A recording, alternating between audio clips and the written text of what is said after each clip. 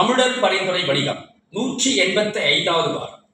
இன்றைய சிறப்பு விருந்தினர் பி. கந்தசாமி அவர்கள். இந்தியாவையே திரும்பி பார்க்க வைத்தவர். மூவர், 3 இளவல்கள். பலத்த கரவொலியோடு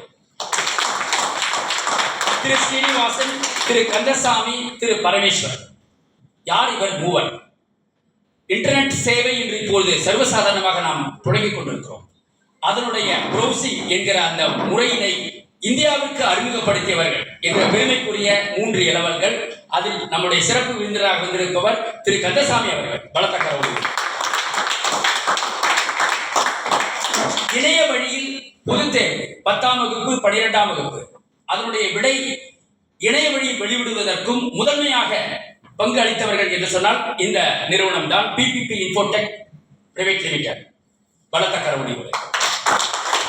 இப்படிப்பட்ட ஒரு சிறப்புக்குரியவர் தெய்வ முரசு என்கிற இதழை நடத்தி, அதாவது சைவ சித்தாந்தத்தை தமிழில் பரப்புரை செய்து, இது இப்போ பிளாக்ல வந்துட்டு இருக்கேன், பிளாக் என்ற இணைய வழி மூலமாக வந்து கொண்டிருக்கிறது. அதை சிறப்பாக நடத்தியவர்கள் இந்த மூவர். பணியுமா என்றும் பெருமை, சிறுமை அணியுமா தன்னை. இப்படிப்பட்ட பெருமைக்குரியவர்கள், திறன் மிக்கவர்கள், எப்பவுமே பணிவாதான் இருப்பாங்க. அப்படிப்பட்டவர் தான் நம்முடைய சிறப்பு விருந்தினர். பலத்த கரவொலியோடு தமிழில் அர்ச்சனை செய்கிறோம் அப்படின்னு சொல்றோம்னா அதுக்கு ஒரு பட்டயப்படி. அதை SRM பல்கலைக்கழகத்தோடு இணைந்து இந்த நிறுவனம் இணைந்து செயல்பட்டு வருகிறது. இப்படிப்பட்ட பெருமைக்குரியவர் நம்முடைய 14 குழுவிலே வந்து சிறப்பித்துக் கொண்டிருக்கிறார்.